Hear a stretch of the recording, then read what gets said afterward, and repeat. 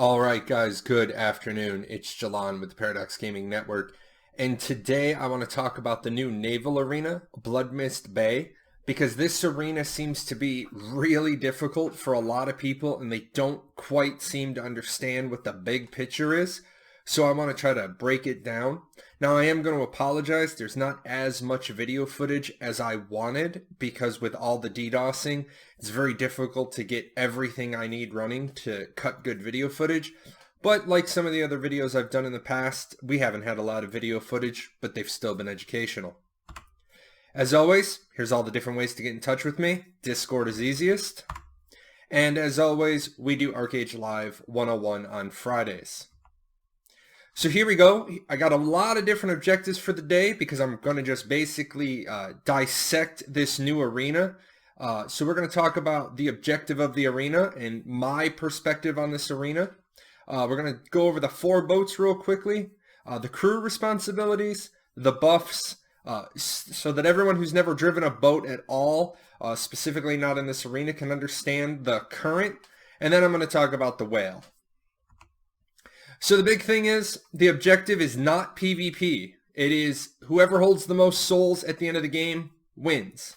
Now, PvP will lead to you getting souls, but if you are winning, you don't necessarily have to go down and chase around any boats. So this is my perspective. Wins or losses are determined by the number of souls you have at the last second of the game. Now realize, you can be sitting on 90 souls with 10 seconds left. And if a boat rams you, all of your souls get kicked in the air. If you don't get those reclaimed by the time the clock clicks down to 0, you could literally go from first to last in 10 seconds and not get destroyed. So this is why I recommend, if you're winning in the last couple minutes of the game, try to avoid everyone and just don't get rammed and lose those souls. Kills do not matter. PvP does not matter. Only souls matter. You can kill every ship in the arena 5 times and it means nothing. I literally lost a game in the last 10 seconds. We had like 97 of the souls from the whole arena. We got rammed, they got kicked up in the air, we got last place because we got kind of none of them reclaimed. It just happened to be pop, loss. So again, souls matter. Try to avoid all the PvP and like the last 30 seconds of the game. Do not get rammed. So there's 4 boats that you can choose from.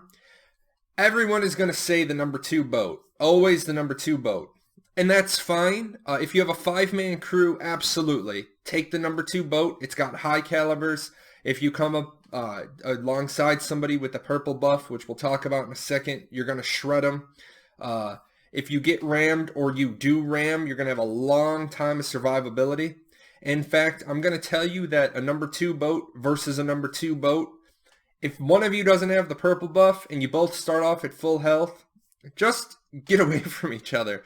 We literally spent 6 minutes fighting 2 boats together, and you just can't beat each other because the boats are exactly the same. If you don't have a 5-man crew, consider some other options. I am a big fan of taking the first boat when it's 3 versus 3 versus 3 versus 3, because the boat's a lot faster, and you can get around the board a lot easier, do a lot of ducking and weaving, but you cannot use this boat to ram, unless you have the purple buff. I actually dead broadsided a boat. I was ramming them and I blew up before that boat blew up. Number 3. The number 3 boat, don't ever use this boat. The cannons are basically worthless in this arena. The boat does a lot of this the whole time, and high angles are already hard enough to use. And with the boat moving around a lot, the high angle cannons aren't going to really be useful. The number 4 boat, it only has 3 cannons on each side and it has a harpoon. Now I have seen some really good use of the harpoon, especially doing some like grabbing of the wall and using the harpoon to like pull you. So that's a really good work on that boat. But it only has 3 cannons on each side. So if you have a 4-man crew, I would still usually recommend the number 2 boat, even with a 4-man crew. But like I said, I like people who think outside the box, and I have seen some good stuff with the number 4 boat. Now, the crew responsibilities. I know everybody wants to blame the driver for when Bloodsalt goes bad. And yeah, 90% of it rests on the driver's shoulders. Learning the current, getting into the right position, holding the right position, not ending up in the Maelstrom. These are all things that are on the driver. But the crew members, I don't know how many matches I've had where a crew member just sits on one cannon on one side of the boat the entire time, refuses to move, and then wants to complain when stuff goes wrong. Crew members, your primary responsibility is repair work, the boat and the sails. In fact, it is more important for you to repair the sails than it is the boat, because a boat with no sails, there's nothing the driver can do. The driver's just going to do this and spin around.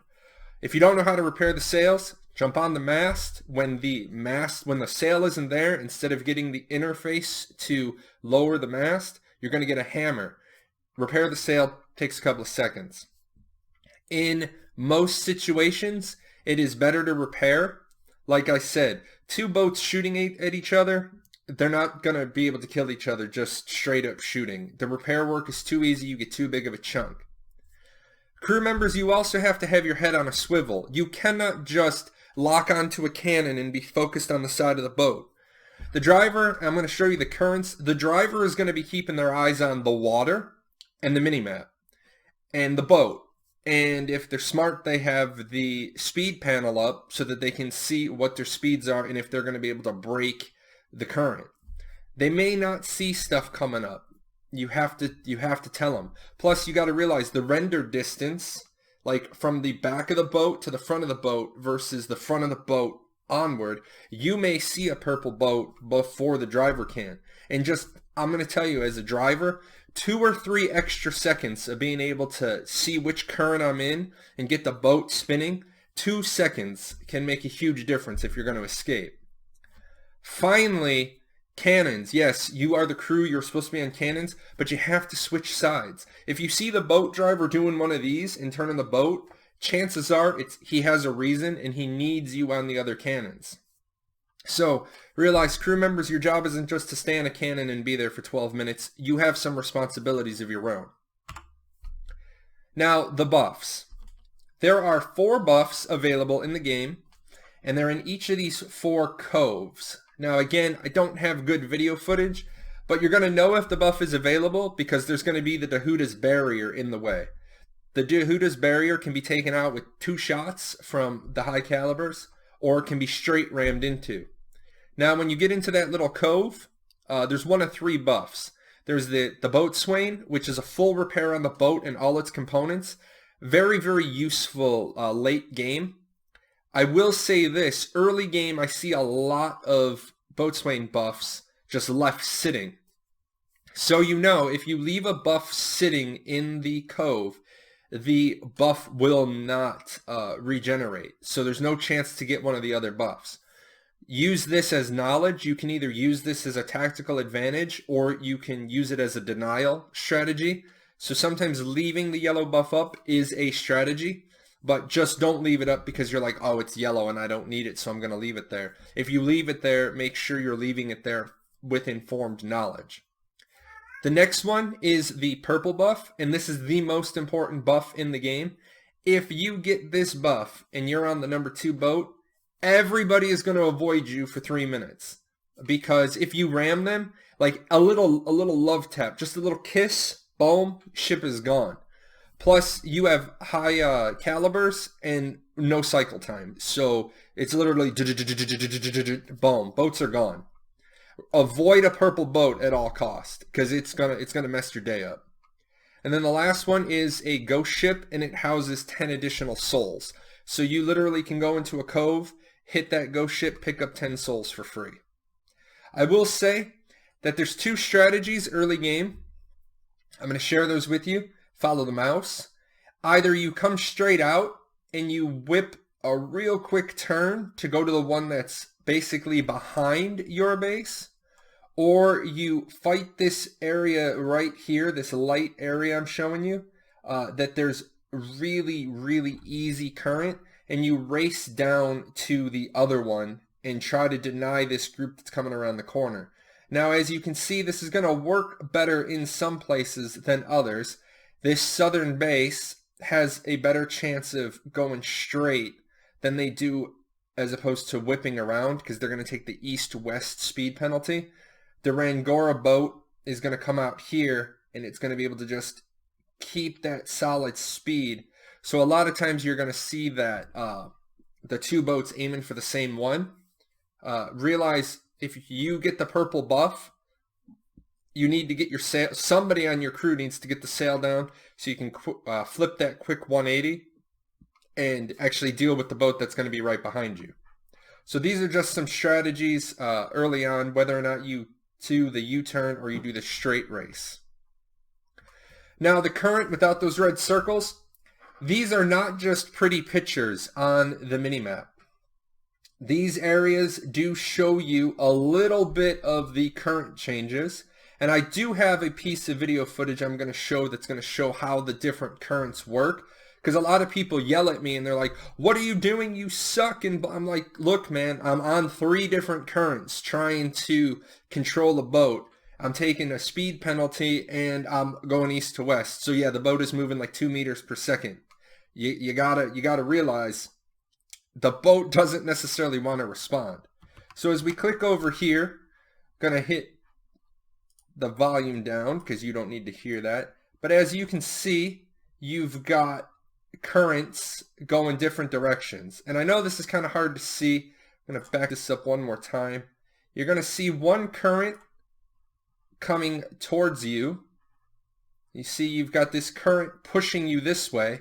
You've got another current here. You've got another current right there.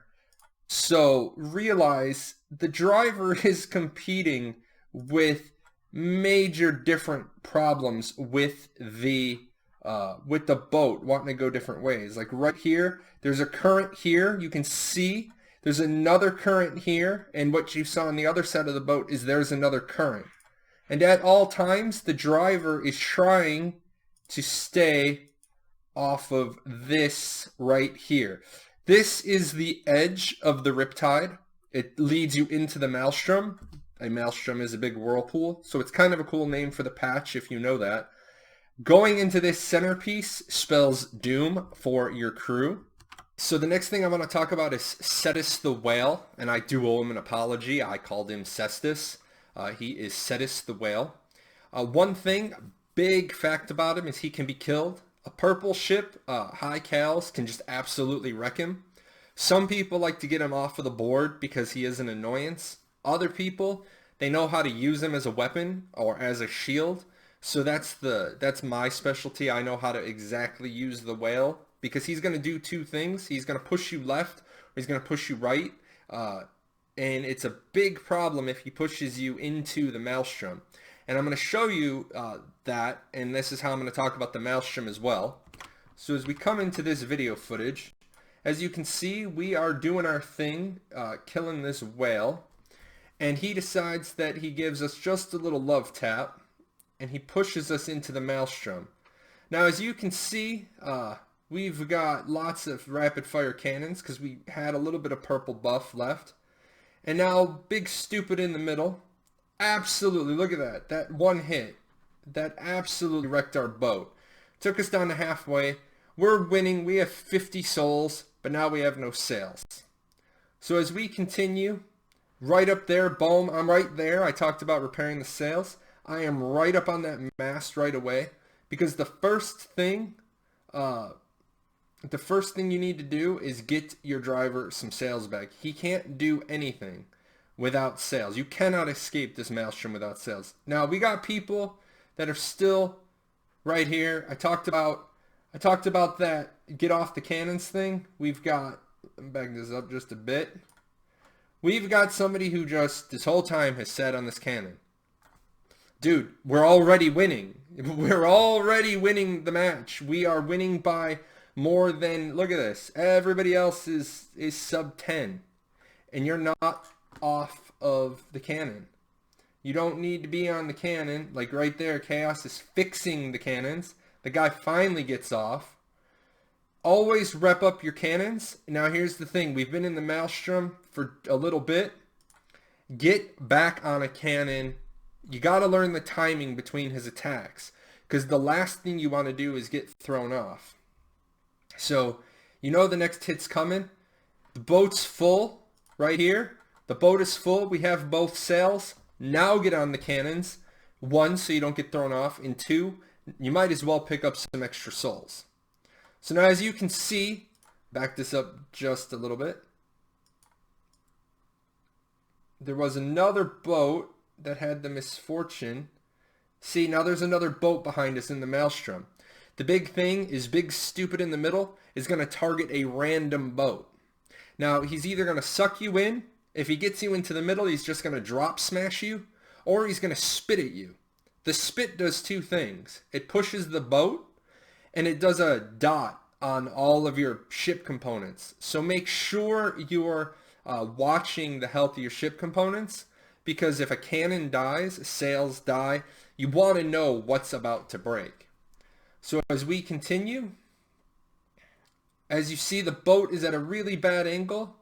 You have to know how to escape the riptide. If you don't know how to escape the riptide, you're going to have problems all over. And that's it, guys. I know there wasn't a lot of video footage today. I wanted to give you just a sample overview. Once the DDoSes stop, I do really hope to get more footage recorded, show you guys a couple of good matches and a couple of bad matches. But I felt it was important to get this video out right away, because a lot of people just are clueless and they don't know what they're doing, and it makes it really unenjoyable to be in Bloodmist with people who are there for their first time with no experience. I'd rather have you in there for your first time with no experience, but having at least a rundown of what the arena is all about.